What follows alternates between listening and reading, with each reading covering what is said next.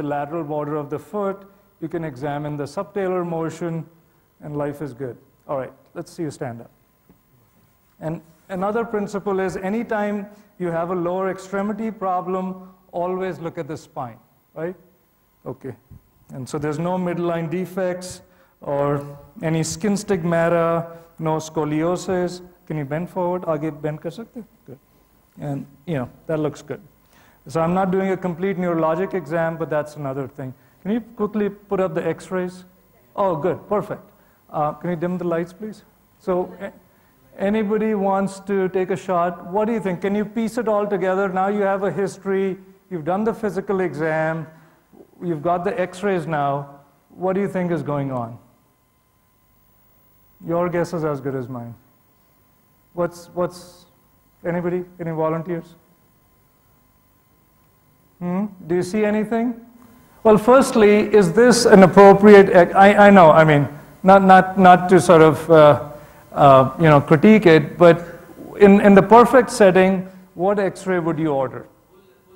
Full-length x-ray. Full-length x-ray, and you have to specify what? Standing and patella forward. Very good. Okay, so assuming that you had a full-length x-ray, everything else looks good. Well, by the way, if you did that x-ray, what's the first question you need to answer? Or what's the first line you draw? Mechanical axis of the lower. Right, you draw the mechanical axis, again, like Dr. Kulkarni showed, tip of the center of the femoral head, perfect. And then you see where it lies, and that'll give you mechanical axis deviation. That line will answer the question, is there malalignment, right? Then what's your next, let's say there is malalignment and there is 3 centimeters of lateral axis deviation. Then what's the next question you want to answer? Right, where is it coming from, right? So what are the possibilities? Right, so it could be bony or soft tissue. Bone could be femur and or tibia, right? And how do you sort out that question? Okay, perfect. You guys are experts. So you draw that transcondylar line, and then you measure the LDFA, lateral distal femoral angle, medial proximal tibial angle, joint convergence angle. Okay, let's say you did all that. Let's say the deformity is all coming from the femur. Okay? Now, having said all that, what do you see here that meets your eye? Anything? Does he have rickets? I mean, his story maybe, I mean, that would have been in the differential. Somebody who's had a transplant and had other issues. Maybe it's, partly related to medications, nutrition. But what do you see here? I mean, it seems interesting. I haven't seen too many of these cases, but I think I can make a story here. Anybody? I'm sorry, do you have a pointer? What is it? Speak up, please. Huh? Anybody see anything? Front row? Okay. You could see that, well, see, here's the growth plates, right? You almost see a little lucency in the lateral part of the distal femurs, right? So, and you could almost think of this as reverse Blount's, right? If you have Blount's disease, usually you've got, growth plate changes medially in the proximal tibia, right? And sometimes you see very similar kind of irregularity of the growth plate. So I don't know what the real answer is, but I would think if he's got genu valgum right worse than left, it may be that the distal femur on the lateral side is not growing as well as the medial side is. So that's why he's having progressive genu valgum, right? So that probably is one possibility. Now the good news is that he's got good patellofemoral tracking. He does look younger than his stated age. That could be related to, so what would the management issues involve right now? Say it again? Yeah, blood work. Okay, he did have blood work. I just spoke to the parents a while ago. That's the first thing you should do, right? Calcium, phosphorus, the metabolic panel, that's normal. What else do you want to know? The parents want to know what's going to happen. Is this going to correct, not correct? Don't know, right? Nobody knows the answer. But let's assume that you followed this child and things got worse. What would you do? Let's say 2 years later, this is worse. He still looks pretty young. He's 15 now, but his growth plates are open. Right, you could do growth modulation, right? And where would you do the, and what are your options for growth modulation? Yes, you could do temporary or permanent. And if you're doing temporary, what kind of precautions do you have to do surgically? That's true, but technically when you're putting the implant, you don't want to go subperiosteal, right? You want to go extraperiosteal. All right. And then the other thing you might want to know preoperatively is his skeletal age, because he looks young, right? So maybe it's related to his surgery or could be related to other constitutional issues. So getting a bone age, you do bone age sometimes here? Not always, sometimes. So bone age would be another possibility to see how skeletally mature he is, compared to other people. But I think a growth modulation would be a reasonable thing. But what you don't want to do is stick a staple or a plate in the tibia if the deformity is coming in the femur. And why is that? What would happen? If you stuck a plate, let's say here, if you did a medial proximal tibial hemiepiphysiodesis, is that going to correct his malalignment? Yes or no? How many say yes?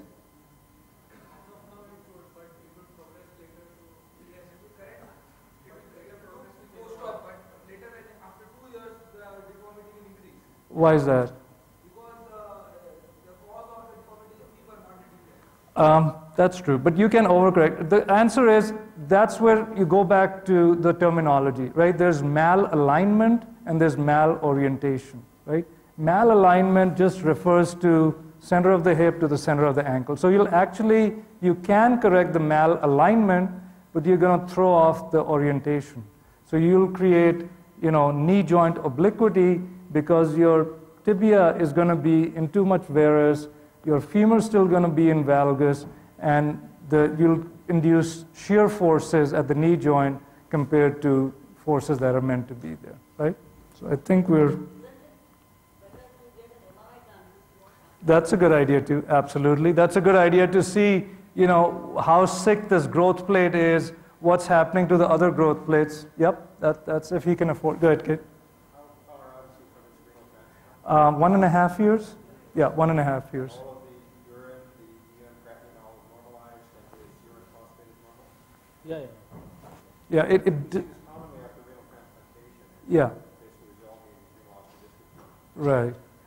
And is it that localized just on the one hemiepiphysis? Like Tibia and femur, just like this. Yeah. Do you think the tibia is involved too? I can't. Tibia has widening laterally as well. It does. Interesting. Yeah. Some of the kids have, if they have persistent renal abnormalities after their transplantation, you see it persistent, not Right. So do you end up doing growth modulation sometimes, or? Yeah. Okay, that's good. I don't have much experience with renal transplants in kids, but anybody else, Dr. Schwen? The only thing is, oftentimes renal failure develops after they've gotten out of the varus stage. Yeah. After age 3 or 4. And so it's very typical to see valgus deformity rather than varus Yeah. deformity. Renal failure. Yeah, that's a good point too. It's like whatever the alignment is, when something happens metabolically or medically, that is a slippery slope. Let's say for early onset Blount's, the child is still walking, is bow-legged, and something happens, we don't know what, and so that's the slippery slope, they go into more varus. A child like this maybe was in maximum valgus when he had these metabolic issues, and it just kind of kept going. I cannot explain the asymmetry though, right? Because if it's that generalized, usually it's going to be more symmetric. Any other questions? Yeah. By coincidence, this patient comes from the institute that I belong. Okay. So, what exactly would you all suggest? We wait till what age, and how frequently should we follow him up? Yeah, well, the thing is, my 2 cents is, one, that you need to have something objective to quantify to answer the question, is this getting better or worse? And again, like was said earlier, one easy thing would be to measure the intermalleolar distance. We didn't do that, but that would be very easy, right? You just do this, you measure the distance between the malleoli, document it in your chart, come back 6 months, a year later. Other is a clinical picture. Third, if you can afford full-length standing x-rays, document all that. And that's probably what I would do. I wouldn't rush into metaphyseal bar excision at present. I'm sorry? No bar excision at present. No, there is no bar. We don't know. I don't think there's going to be a bar. There's like lucency here. But again, like Dr. Kulkarni said, you can get an MRI if they can afford it to better image it. But I would agree with Dr. Song and others that, it's better to observe, make sure it's metabolically totally optimized, and, than just following. Yeah. Sorry, there is a corollary question here. Yes. Do you put any orthoses any of these children, or is there any angle at which you give any orthos? I think conceptually it makes sense. Practically, in my opinion, it really doesn't work. Yeah. What kind of orthosis would you prescribe for him?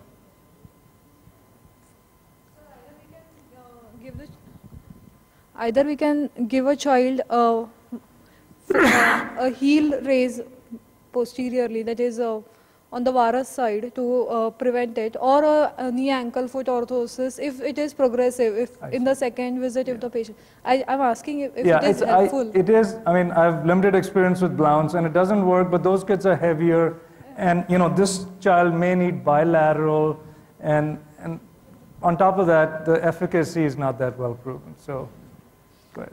I think we're out of time. Yeah, or we're just on time. We're just in time. Good. Thank you. Thank Just you so to much. add Let's one- give a hand to our young man here. Yeah. Thank you. Ashish. Thank you. Yeah. I don't know how many of you understood the question that Ruta asked about that child's severe deformity.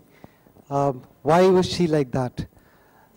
When the genovalgum is more than 20-25 centimeters, they'll come to you with a flexion deformity. Because the child learns, because it's very difficult for the child to walk like that. So what the child learns is if you flex the knee, because on flexion the degree of deformity reduces, they like to stand and walk with a flexed knee. So there is no fixed deformity, but it's convenient and it reduces the intermalleolar distance for the child to walk on. So when a child is walking like that, don't assume there is a flexion deformity or there's a problem in the sagittal plane. No. It's actually a coronal plane deformity, but has gone beyond the tolerance of that child's adaptability. Okay, so that has to be clear. I think we're through with this.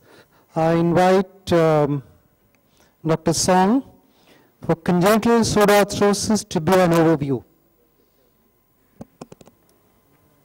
You would notice these are all cases that have been suggested by postgraduates from surveys that I've done, asking questions on what topics you want. So this is one topic which is suggested, so we thought we'll have the opinion on that.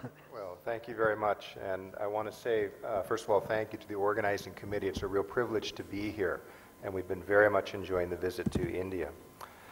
Just a show of hands, how many of you have actually taken care of a child with congenital pseudoarthrosis of the tibia? How many of you actually seen one? Okay, that's actually pretty good for the rarity of the condition. Well, we're going to spend some time talking about this condition. Just so you know, it's the one topic on the program that nobody else wanted to talk about, so you get me. This is a very rare condition, and this is intended as a review talk to talk a little bit about congenital pseudoarthrosis of the tibia, what we know, what we think may work, and some of the history and the evolution of treatment of this. The incidence is only 1 in 100,000, so India is a huge country, large country with many people. So the fact that many of you have actually seen and treated this condition is very unusual. In the United States, most residents, most people in training will go through an entire career and never see a child with this condition. About 30% are known to have had an effect of the fibula as well, where there will be a pseudoarthrosis of that.